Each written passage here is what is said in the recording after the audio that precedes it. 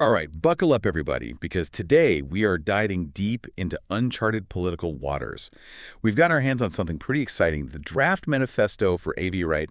It's a brand new party that's looking to make some serious waves in South Africa. Yeah, what's really interesting is how they're trying to bridge the gap between history and the future. I mean, they're directly linking their ideas back to the 1955 Freedom Charter, which, for anyone who needs a quick reminder, was a pivotal document in the struggle against apartheid. It's like they're picking up the torch and saying, all right, let's Right. carry this into the 21st century.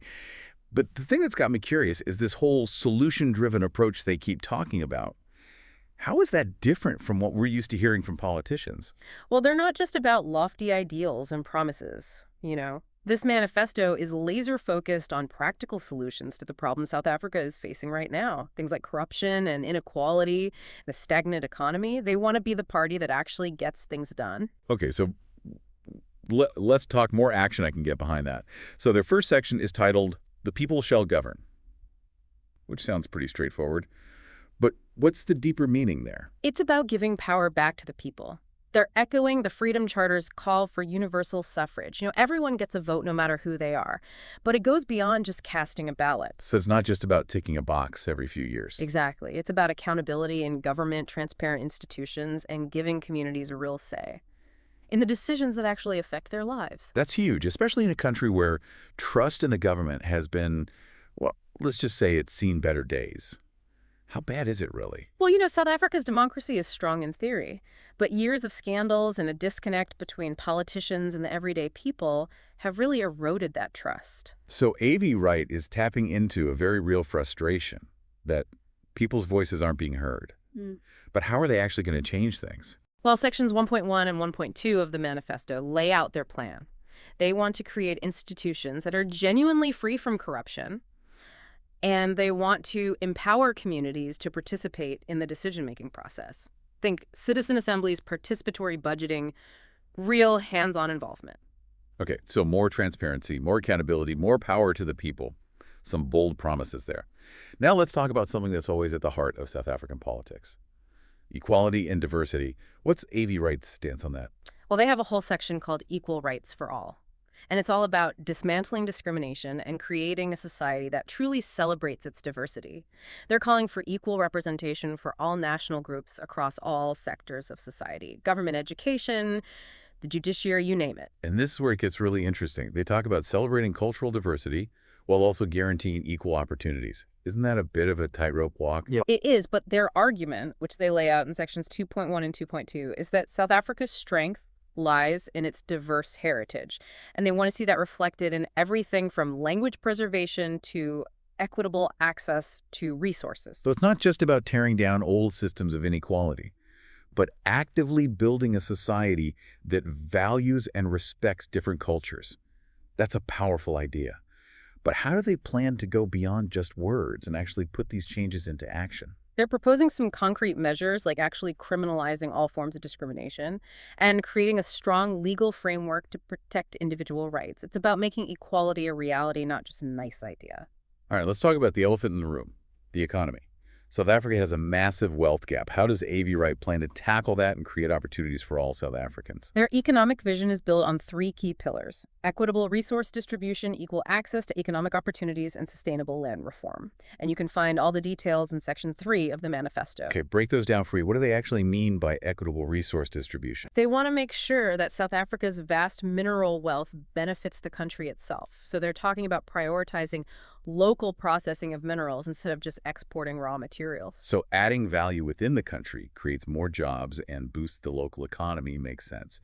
But what about ensuring that everyone has a fair shot at economic success? Well, they're proposing things like financial incentives for small businesses and entrepreneurs, especially in disadvantaged communities, and skills training programs to give people the tools they need to succeed. So it's about empowering people to build their own futures, not just relying on government handouts.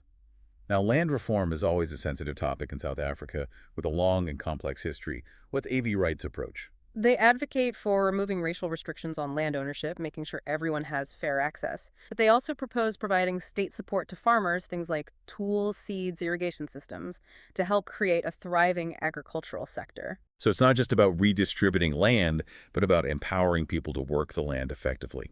and contribute to the economy. Interesting approach now. Let's shift gears and talk about another critical area, labor rights. How does AVRight plan to ensure fair working conditions and protect the rights of workers? They're very clear on this. They strongly support the right to form trade unions and engage in collective bargaining, which are essential for workers to have a voice and advocate for their needs. They also call for equal pay for equal work and a national minimum wage. That's a pretty strong stance on labor rights. Yeah. They seem to be aiming for a more equitable and just working environment. But what about the actual conditions of work? Do they address that? Absolutely. They go beyond just wages and benefits. They want to see a 40-hour work week implemented across the board to promote a healthier work-life balance. That's an important point. It recognizes that people have lives outside of work and need time for their families, for rest, for personal pursuits. It seems like AVRight is taking a more holistic view of labor rights. But what happens to those who can't find work? They address that as well. Section 4 of the manifesto outlines their proposal for providing unemployment benefits and support systems for people who are looking for jobs. Their goal is to make sure that no South African is left behind regardless of their employment status. That's a crucial safety net, especially in a country with such high unemployment. It sounds like they're trying to create a system where everyone has a basic level of security and dignity. But let's move on to another vital aspect of any society: justice.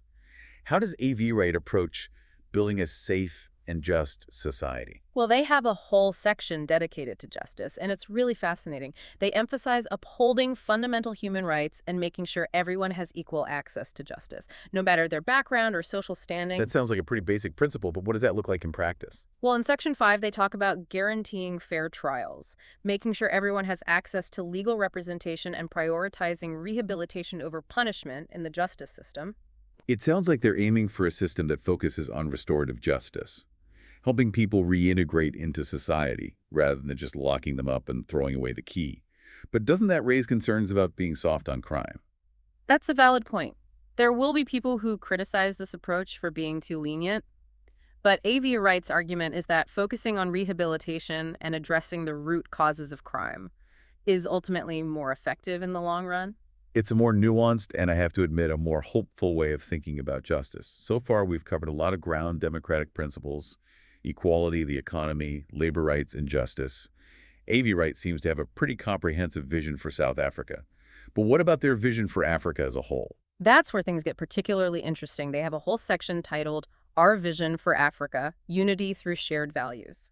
This sounds intriguing. What's their take on Pan-African unity? Are they all in, or do they have some reservations? They definitely believe in a strong and united Africa, but they're also very clear about their conditions for partnerships. They state that any collaboration with other African nations has to be based on shared values and principles. Okay, so it's a conditional kind of unity, but what are those conditions specifically? What are they looking for in a partner? They lay it out pretty clearly: alignment with South Africa's values and laws, and a demonstrated commitment to good governance. Those are non-negotiables. So they're not willing to compromise on their core principles for the sake of unity. That's a bold stance. But what happens if a potential partner nation doesn't meet those criteria? They're upfront about that too. They say they won't engage with any African country or leader who undermines those values or threatens South Africa's stability and security. So it's a principled stand. They're drawing a line in the sand. But how do they see South Africa's role in fostering this kind of unity on the continent?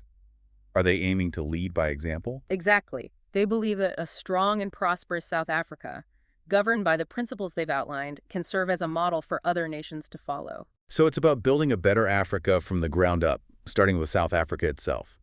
That's an ambitious vision, but how do they plan to actually put that into action? They lay out a target-based approach, from local to global progress, which is basically a roadmap for how they plan to achieve their goals. Think of it as concentric circles of development, starting with the individual household and expanding outward to the community, municipality, province, nation, and finally the African continent. Okay, I'm intrigued. Let's unpack those circles. What do they prioritize at each level? At the household level, it's all about strengthening family structures and ensuring access to decent housing. They see this as the foundation for everything else.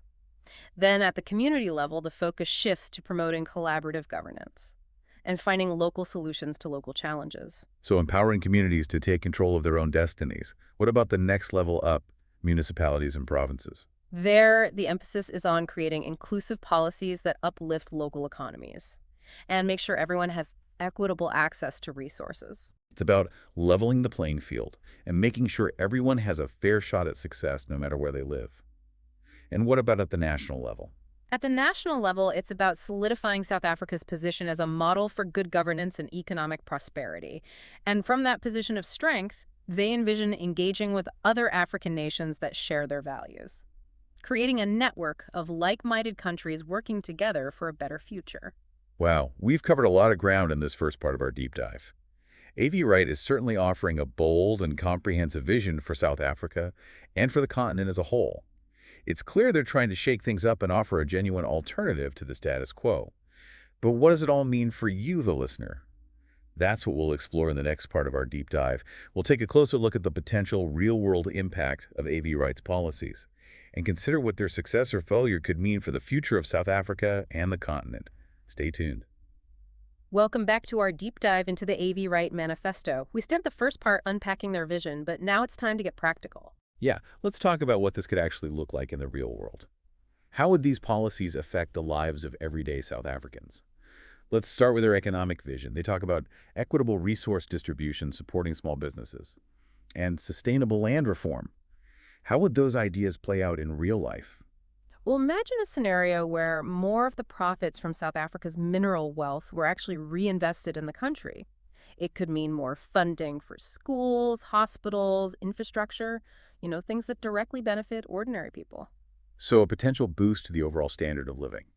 What about their emphasis on supporting small businesses and entrepreneurs? How would that translate into tangible change? Well, imagine a young entrepreneur in a township with a great idea for a new business. With things like access to microloans and training programs, they could actually make that dream a reality. And if you multiply that by thousands across the country, you start to see a real shift towards economic empowerment. It's about creating opportunities for people to build their own futures, not just relying on handouts. Now, land reform is always a hot-button issue in South Africa. How does AVRight plan to navigate that complex and sensitive topic? Their approach seems to be focused on fairness and sustainability. They want to get rid of racial barriers to land ownership so all South Africans have equal access. But they also realize that just giving people land isn't enough. So they're proposing to provide support for farmers like tools, seeds, irrigation, essentially creating the conditions for a successful agricultural sector. So it's not just about redistribution, it's about empowerment, giving people the resources they need to actually succeed. That's a really interesting approach. Are there any potential downsides to that? Could this backfire at all? Well, there's always a risk with something like this. Land reform is a complicated process, and there's always a chance that the land could end up in the hands of people who don't have the experience or resources to farm it effectively. And that could actually lead to less productivity and even more hardship, which is the opposite of what they're trying to achieve. So there are definitely challenges to consider, but the potential rewards are huge if they get it right. Now let's shift gears and talk about their stance on labor rights. What kind of impact could their policies have on the everyday lives of workers? Okay, well, think about a factory worker who's struggling to make ends meet. If there's a national minimum wage in place, they can actually earn a living wage, enough to support their family and send their kids to school. And with the right to form trade unions and bargain collectively, workers would have a stronger voice to demand fair treatment and safe working conditions. It's about giving them the power to negotiate for what they deserve. Exactly, and imagine the impact of a 40-hour work week. It means people would have more time with their families, more time for themselves, a better work-life balance. It's about recognizing that people have lives outside of work. They're not just cogs in a machine. AVRight seems to be taking a more humane approach to labor rights. But what about the people who are unemployed? What happens to them? They haven't forgotten about them. Their proposal includes providing unemployment benefits and support systems for people looking for work. They want to make sure no one falls through the cracks. That's a really important safety net, especially in a country with such high unemployment. It sounds like they're really trying to build a system that provides a basic level of security and dignity for everyone, whether they have a job or not. Now let's look at their approach to justice. How could their policies create a safer and more just society for all South Africans? Well, imagine a justice system that focuses on rehabilitation and reintegration instead of just punishment. Instead of just locking people up, they want to figure out what causes crime and help people turn their lives around. That's a pretty different approach from the traditional tough on crime attitude. It's about believing that people can actually change. Right, it's about giving people a second chance, helping them become productive members of society again. But what about the victims in all of this? How does this approach make sure they get justice too? That's a really good point, and it's something they address in their manifesto.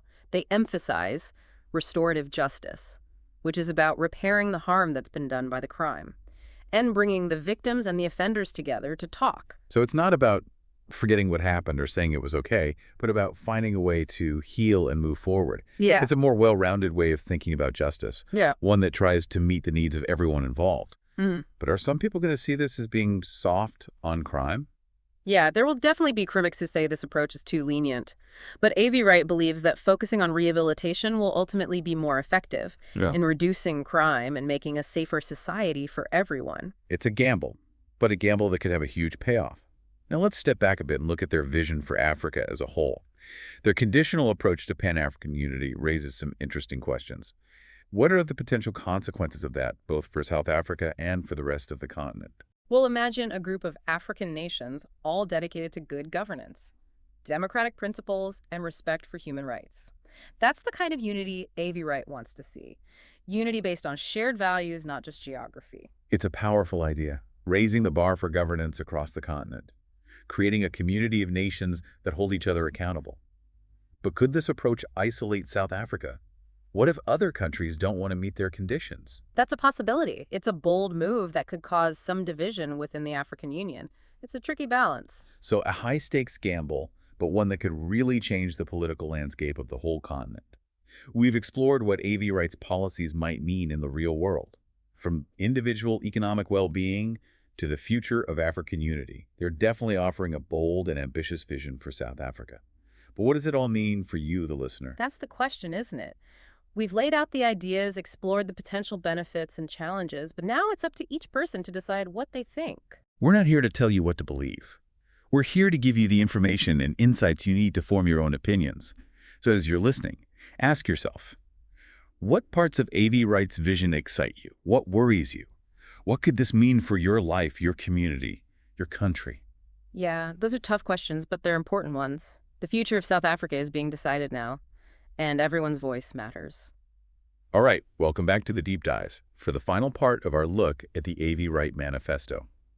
We've gone through their vision, we've analyzed the potential impact, but now let's zoom out and look at the big picture. What does the emergence of a party like this tell us about the state of South African politics? You know what's really interesting is that AVRight isn't just appearing out of thin air. They're a symptom or maybe even a reaction to the current political climate in South Africa. Okay, so paint that picture for us. What's the mood like? What's driving this desire for something new? Well, there's a definite sense of disillusionment with the existing political parties. People are tired of empty promises and corruption scandals and feeling like their voices don't matter. So AVRight is tapping into a real desire for change, for a party that actually does what it says it will. But is their vision really that different, or is this just the same old stuff repackaged? That's the big question. They're drawing a lot from the legacy of the Freedom Charter, grounding themselves in shared history and a desire for equality. But they're also presenting themselves as forward-thinking, solution-oriented, even a little bit radical. Exactly. Their focus on accountable governance and economic empowerment, and their very specific approach to African unity. That sets them apart from the more established parties. It's this combination of idealism and practicality that seems to be attracting some people, especially those who are looking for a real alternative. But the big question is, can they actually deliver on these ambitious promises? And that's what makes it so intriguing, They represent a potential turning point in South African politics, a break from the status quo, a gamble on a new direction. So their success or failure could have a ripple effect not just within South Africa, but across the whole region. Imagine a South Africa that actually lives up to the ideals of the Freedom Charter, a nation that's prosperous and just a beacon of hope for the continent. It's an exciting possibility, but also a huge challenge. The problems of poverty, inequality, corruption, those are deeply rooted, and they won't disappear overnight. And that brings us back to you, the listener. We've taken you through the AVRight Manifesto, unpacked their vision, analyzed the potential impact, and looked at the wider political context. Yeah. But now it's your turn. What do you think? Yeah. What stands out to you about their vision? What worries you? Do you think they have what it takes to bring about real, lasting change? These aren't easy questions, but they're important ones to consider.